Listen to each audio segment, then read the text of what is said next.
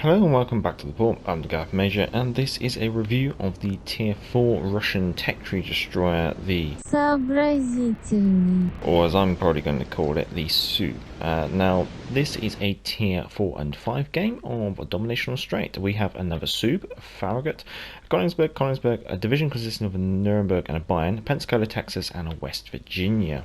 Spawn to the left, and being its domination, we are going to have a crack at going for a cap, I guess you could say, and then do a bit of spotting. History-wise, she's a member of a class of destroyer which were like an evolution of the Gnevi class. What they did was they basically added an extra boiler and turbine at the cost of fuel and accommodation and things like that. They were known by Russian crews to be worse. However, they are part of the Super Sevens, I guess you can say, when it comes to the destroyers that fought through World War II for the Russians. Now, in comparison to the Tech Tree Tier 4 destroyers, survivability, she's got the third lowest HP, or base HP I should say, of 11,300. When it comes to the armor scheme, it's going to be nothing special, typical tin can armor scheme for a destroyer. Now, when it comes to the artillery, she's got the trait Sure Shot, which basically means there's should be reasonable dispersion and things like that, so the majority of shells should land where you're aiming them. She's got 4 5.1 inch guns mounted in 4 single gun mounts. She's got 2 up front, she's got A turret and B turret super firing, and she's got 2 at the rear, Y turret with X turret super firing. We've managed to gain control of this cap a little bit too easy, I guess you could say.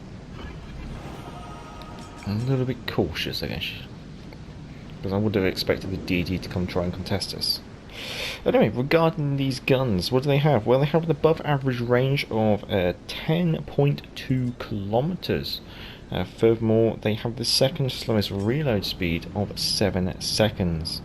Worst traverse speed, so that's worth bearing in mind, which is 30 seconds per 180 degrees of rotation.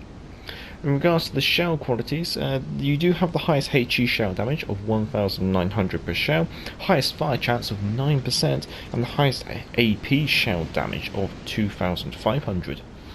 However, you are looking at the... oh, there's the destroyer. Okay. We are looking at having the third lowest HE DPM, an average fires per minute, and the third lowest AP DPM, so in that regard, not great. Torpedoes wise, she has 2 triple launchers mounted on the center line. Angles pretty standard, maybe could be a little better I guess if you wanted, but it is what it is.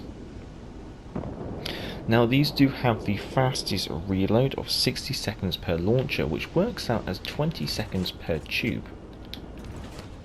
We could maybe engage the Nuremberg, which looks to have become entangled with an island, but obviously our ship will outturn the traverse speed of our guns, which is a marvellous trait, I guess you could say. We'll do what we can here. And just going to use our propulsion just to duck and dive.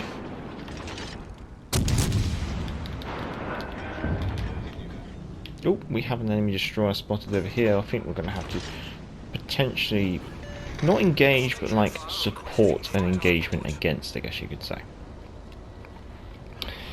So, when it comes to the torpedoes, they do have the third highest damage of 15,100, third longest range of 7 kilometers, which is 0.6 kilometers more than your base detectability. So you do have a reasonable, not a great, but a reasonable initial stealth torpedo quality.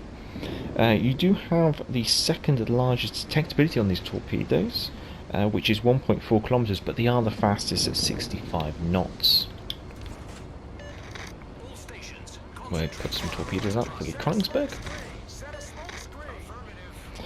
Now, going on to the maneuverability. She's got the fast trait, however, she's not actually fast, which seems to be an amusing decision there, something that might be worth changing in the future.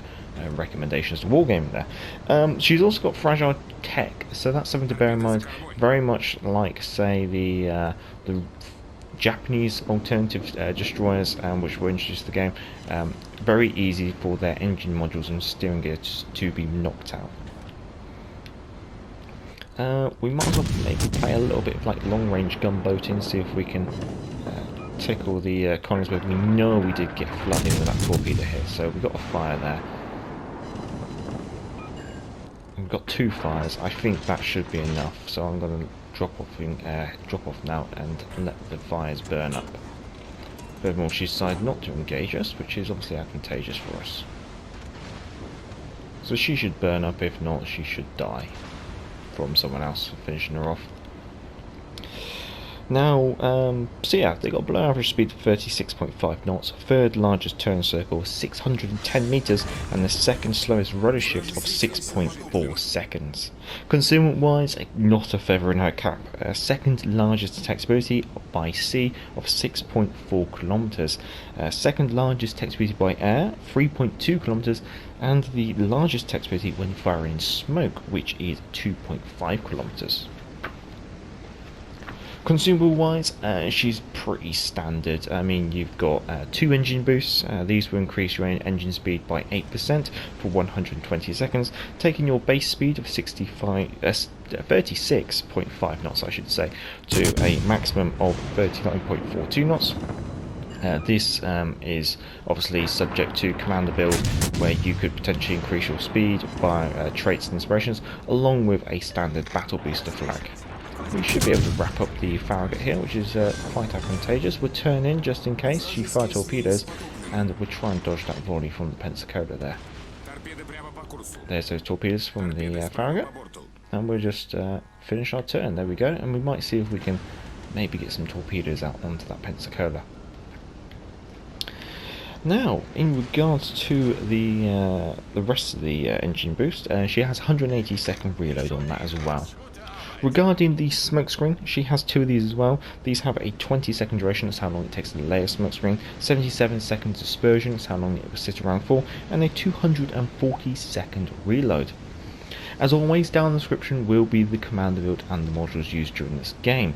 I'm pretty certain it's only aiming systems, which is your pretty standard go-to module when it comes to destroyers, and the command build is exactly the same as the Voivod and the Kiev, where I've used Splendento, inspired by Bay and Gleaves, so just trying to rein in some of that poor detectability and push out that torpedo range. So in this case, I've been able to get a torpedo range of 7.4 kilometers and detectability of 5.6, so that is quite helpful, I guess you could say.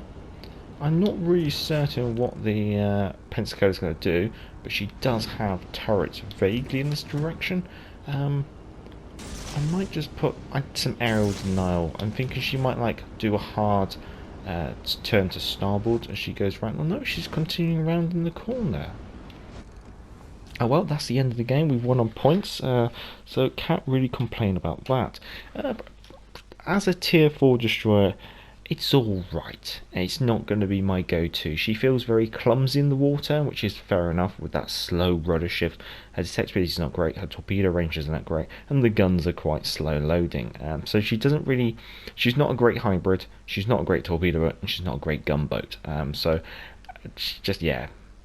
I mean, some people are probably going to get along with her, so if you do, then I'm not going to hold it against you, I guess I can say. It's only 17,000 damage from 17 hits on target and 1 torpedo hit, getting 2 kills, setting 2 fires, getting 1 flood in, 1 capture, 2 detection ribbons, and 3 incapacitations.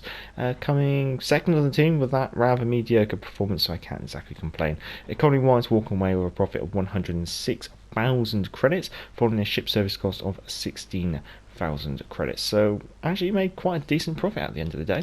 Well, if you did enjoy this review, feel free to give it a thumbs up, and if you enjoy this kind of content, feel free to subscribe. As always, you can support the channel on Patreon, down in the description is a link, and the email address to the channel if you want to send any of your own game captures for the community spotlight video. Also down there, modules and command build. Until next time, I'm the Gaff Major, and back to the port. Hey, hey, clear the way, here comes the galloping Major. Bumpity, bumpity, bumpity, bump. Get out of the way there, you fellows, unless you want me to run you down. I guess this is the life. Now, hey, hey, clear the way, here comes the